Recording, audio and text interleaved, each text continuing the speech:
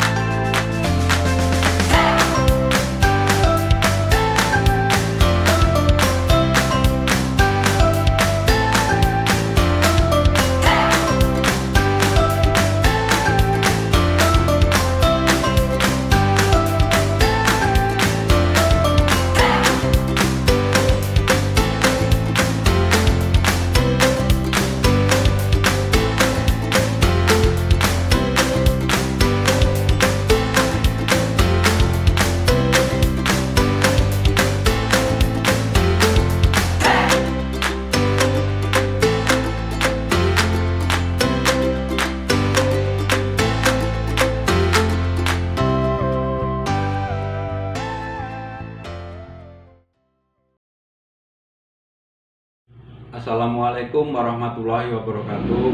Perkenalkan, nama saya Sukatno. Saya adalah pemilik dari peternakan murai batu CMPF Bandung.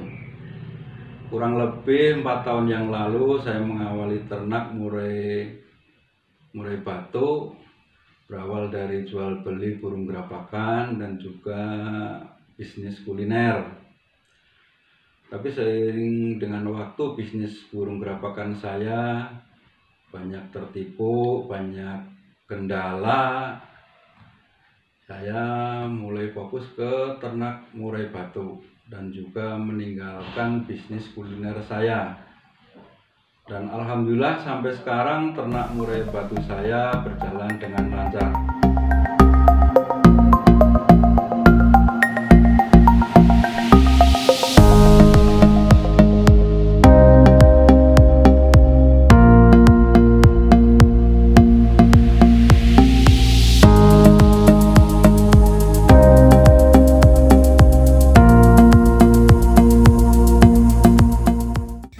Oke, Sobat Kicamania, setelah tadi perjalanan dari Cicahem, dari tempat saya kurang lebih 20 menit.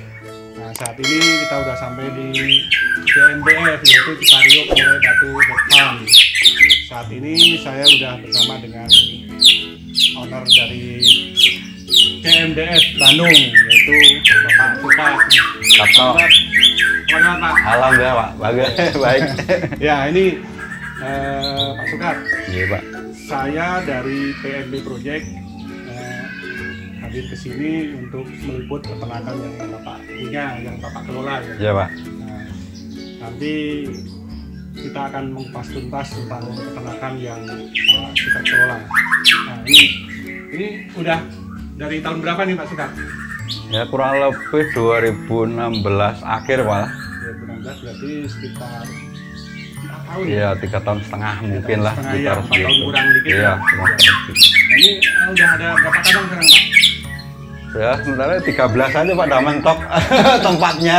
13, tapi saya lihat kandangnya rapi, pertamanya rapi, bagus, dan juga kalau murai kan yang penting pencahayaan dan sirkulasi udara. Iya, ya. iya Pak, benar Pak. Saya lihat tadi saya masuk ke dalam juga kerasa sejuk gitu. Iya, yang penting itu kesejukan itu Pak. Ya ini ukuran kandangnya berapa Pak?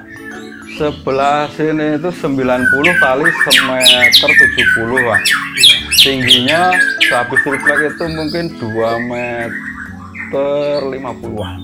Ngabisin itu Ram ya? Ya, Oh iya iya. tingginya itu, ngejar tingginya itu. Kalau sebelah sini 75 kali semeter 50. Oh yang sebelah sini Iya. malah lebih minimalis ya? Iya, nyoba yang kecil biar muat banyak itu. Sobat Kecamania yang terkendala dengan tempatnya yang sempit, nggak usah khawatir karena Pak Sukat juga udah mempraktekkan di sini lebarnya cuma 75 cm.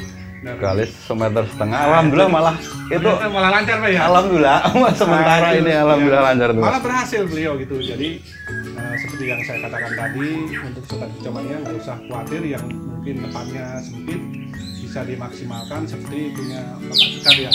Nah ini Pak Sukat, kalau indukan dari mana saja nih? Itu dulu tuh kan saya punya teman orang Lampung Pak. Orang Lampung. Nah itu dia main burung. Main burung. Nah itu dia punya yang dari Aceh, Ya. dari Medan, dari Padang. Terus jadi lah itulah saya kan mulai seneng burung dari situ. Iya. Lah waktu itu emang senengnya cuma main ke lapang aja. Lah pada pertama kurang ahli ngurusnya, Iya. ada yang birahi, ada yang itu, jadi saya bingung dijual belinya mahal. Akhirnya ya kepikirlah itu, kepingin wah kalau gitu harusnya di ternak lah, itu kepikir. Makanya saya dulu rumahnya itu 1 lantai, saya nekat, saya bongkar, kepingin ternak itu, akhirnya ya gitu Pak, dicoba itu di ternak itu. Iya iya iya. Jadi mayoritas dari muda hutan ya. Tapi yang Kebanyakan sekarang. Ya. Pertama awalnya. ya pertama kalau sekarang hampir 75 ya ternakan. Jadi anaknya itu yang anakan Aceh itu ring RR dari Lampung itu, Bos Iya. Riki itu ada. Oh iya. Nah itu Sobat Kecamania. Saya lihat burungnya bagus-bagus tuh, betina tadi juga, aduh bodinya besar, lawu lagi. Karena memang mungkin tadinya ori dari Sumatera ya. Iya Pak. Iya. Nah ini kita lanjut lagi pembicaraan kita kali ini Pak Sukat.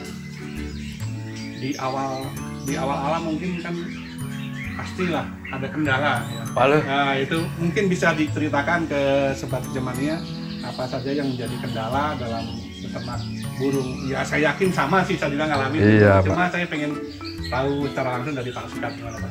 wah dari awal-awalnya hampir frustasi, saya hampir nyerah. Ya itu udah mau nelorin susah, kira nelor hilang, kira netes dibantai induknya.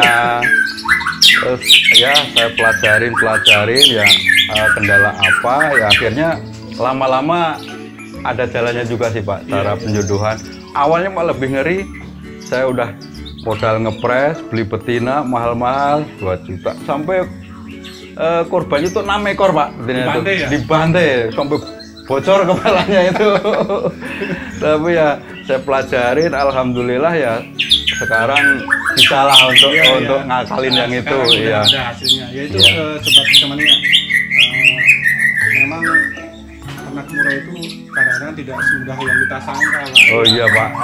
Kalau lihat yang udah jalan ya kayaknya mudah, tapi justru proses dari awalnya itu yang seperti dikatakan oleh beliau, yaitu penjodohan yang susah. Penjodohan Sampai susah. KDRT lah ya, sampai mati ya, saya juga Betul. ngalamin. KDRT. Udah bertelur telurnya dibuang. Dibuang. Mau ngeram udah netes, anaknya dibuang. Dimakan di pantai ya itu Pak. Itulah suka dukanya kalau kita beternak murai ya Pak. Iya. Nah ini dihitung kurang lebih kalau dari tahun 2015 akhir sampai sekarang kurang lebih udah berapa ekor trotoar? Kalau lihat daerahnya ya perkiraan antara 250-an Pak ya. 250-an itu. Sekitar 250 dilihat dari ring itu saya ngejual itu. Ini Sobat Kecomania. Selama 3 tahun setengah udah hampir 250 lebih Pak ya. Iya. Itu luar biasa itu. Alhamdulillah Pak. Seperti yang beliau ceritakan tadi, di saat awal ada kendala-kendala yang dihadapi, tapi beliau tetap sabar dan bisa mengatasi permasalahan tersebut. Karena kadang-kadang kalau cuma katanya orang Pak ya, Oh, kalau iya, tidak Pak. ngalami, Iya. susah juga. Ya mungkin kalau kata orang itu cuma untuk referensi aja Pak. Iya ya, Pak. untuk kita perbandingan. Cuma kalau kita udah mengalami sendiri, nanti juga tahu karakter burung ya Pak. Ya itu nomor satu itu Pak. Nah, itu udah Harus tahu karakter burung salah satunya terus Ya. harus bagaimana kita ngikutin aja gitu. Iya betul Pak. Karena trik di peternak sini dipakai di sini belum tentu sama Belum Pak, tentu, ya. Pak. Soalnya Belum kan tentu. Memang burungnya beda sih. Burung beda, tempat suasana itu ini- beda Pak. Ini yang harus diperhatikan untuk Sobat Kecomania yang memang baru belajar beternak murai. Jadi boleh saja kita mengambil treatment ataupun trik dari peternak lain. Cuma alangkah baiknya kita saring karena seperti yang dikatakan Pak Suka tadi, ya burungnya beda, tempatnya beda, kondisi dan perawatannya juga Iya berbeda. betul, nomor satu itu Pak di Nah, ini perawatan. kalau ini untuk pakan sehari-hari apa?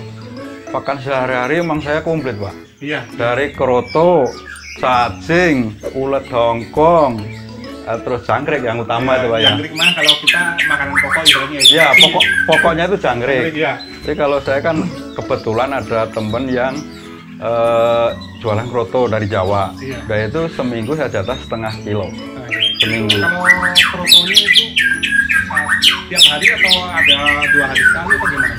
Kalau kroto biarpun sedikit Pak, khususnya untuk yang lagi penjodohan ya Pak ya. Lagi penjodohan itu saya kasih terus. Kecuali pas lagi angrem, Ya. ya itu saya kurangin paling jangkrik aja gitu. Akhirnya terlalu Nah, birahinya iya itu udah pernah kejadian gitu Pak ya. Iya. Belum waktunya gitu karena makannya komplit, Iya. diajar gitu. Nah itu seperti semuanya. Jadi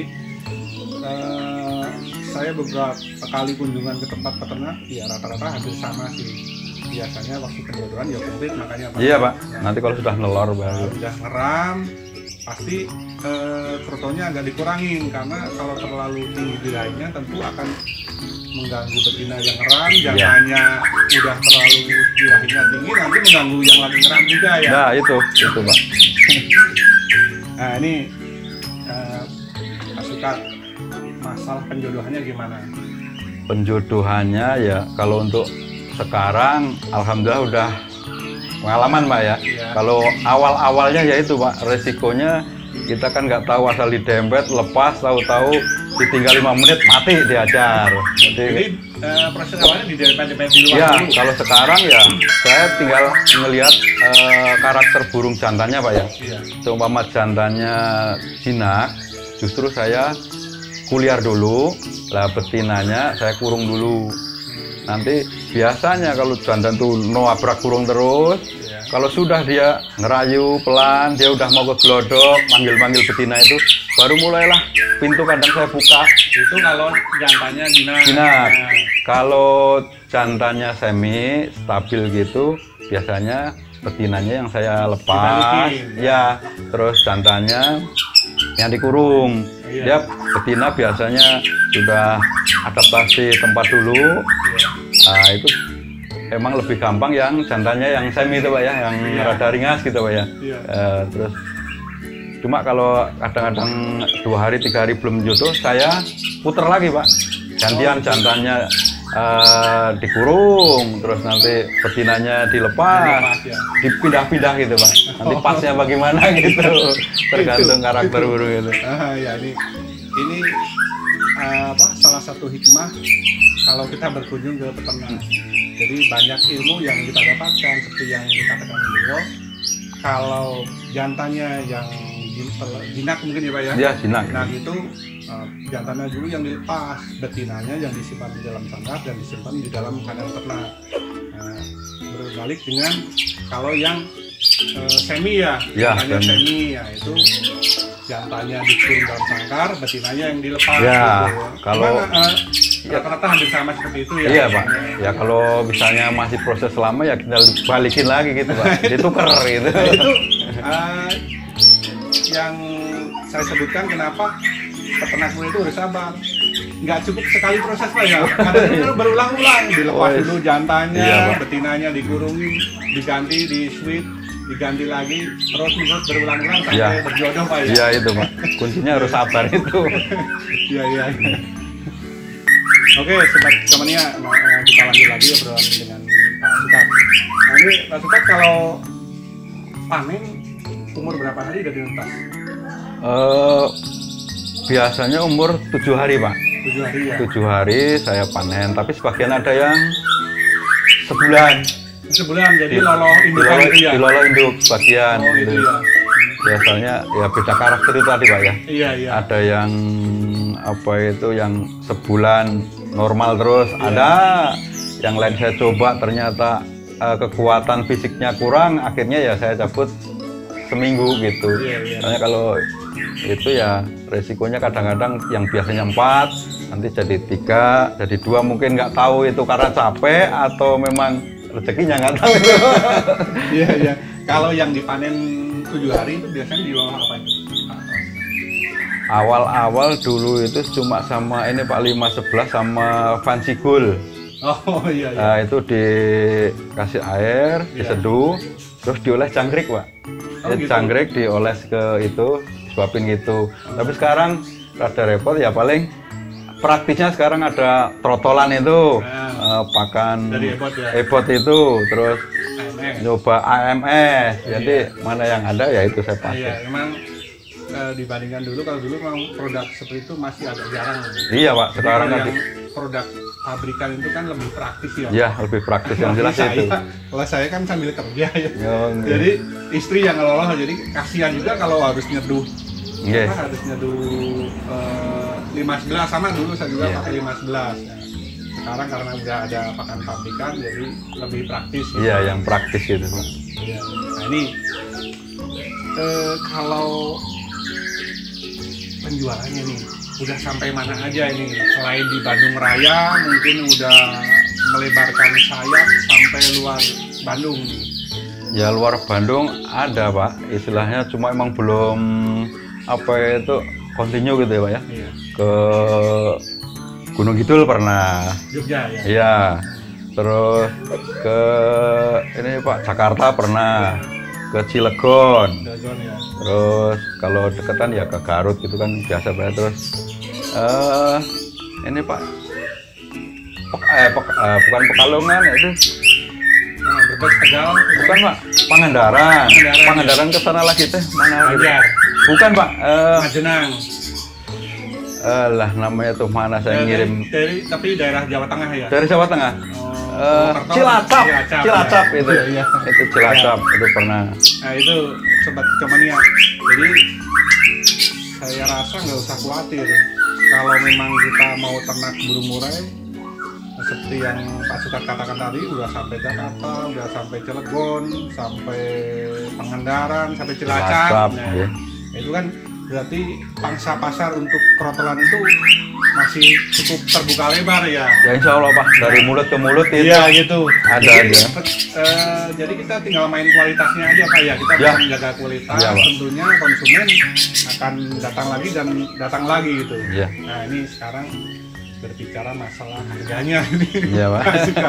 Kan tentu saya pribadi juga ada kisaran harganya, dari harga yang paling bawah sampai yang paling atas, karena tentu setiap peternak punya andalan indukan yang berprestasi atau yang ekor panjang atau yang tidak berprestasi pun kadang-kadang gini Pak Sukat ya, anakannya sudah banyak yang lapor nih, wah ini anakan yang indukan ini berprestasi, padahal bapaknya kan misalnya dari muda hutan kan Ya. kita nggak tahu apakah Ya, itu betul. dulunya berprestasi Betul, atau Pak. enggak kan, karena Betul. memang tangkapan hutan gitu. Ya, betul. Jadi kisaran harganya gimana Pak? Ya, sekarang kisaran 2 juta sampai 3 juta, Pak. Ya, bisa naiknya itu karena ada laporan dari konsumen. Iya. Oh, anakan yang nomor sekian ternyata jadilah kita naik sedikit-sedikit Iya, gitu. iya, karena memang burung murai itu dinilai dari kualitasnya ya. Ya, Mungkin betul. konsumen sendiri yang bisa menentukan grade-nya. Oh, Iya, anakan ini belum tentu yang kita anggap bagus, tapi ternyata di tangan konsumen beda pendapatnya. Betul, ya itu Pak, betul. Nah ini karena kan sekarang ini 13 kandang udah jalan semua Pak Sukar. Nah, mungkin kan sebagai peternak seperti saya juga punya rencana ke depannya nih, trainingnya pengen bagaimana gitu, atau pengen nambah kandang atau pengen indukan yang gimana gitu. Oh iya Pak. Ya kalau saya kepenginnya nanti kepengen indukan yang lebih dalam arti ekor yang panjang, terus yang itu blorok, yang model-model gitu Pak lah, yang banyak lagi musim. Albino aja sekalian. Ya mudah-mudahan Pak, insya Allah. Amin, Mudah-mudahan amin. ada rezekinya, Ya, insya amin, Allah. amin, Kepengen amin. itu. Iya, iya. Ya itu nggak ada salahnya ya, karena memang Insya Allah Pak. ternak murai memang harus dinamis ya. Kadang-kadang kita punya indukan yang seperti ini pengen naik kelas istilahnya Pak. Ya, Kan betul. ya. Nah, juga seperti itu. Nah, syukur-syukur kalau yang udah jalan mah kan kadang-kadang kita nggak perlu mengeluarkan modal Pak Sukar ya. Iya, betul, Dalam Pak. artian begini, hasil tangkaran kita jual, dan hasilnya dari penjualan tersebut kita berikan indukan ya. Ya, Pak Sukar iya, ya. Pak. Jangan sampai Iya. mengeluarkan modal dari saku sendiri Pak ya.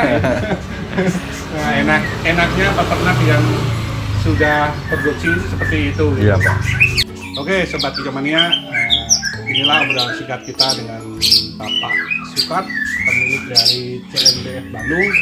Nah, ini sekalian saya promosikan ini untuk rekan-rekan Sobat Kicomania yang membutuhkan trotolan dari CMBF Bandung. Nah, nanti akan saya cantumkan nomor WA dan juga nomor telepon beliau Pak Sukar ya. Iya Pak. Nah, nanti juga ada media sosial beliau yaitu di Facebook.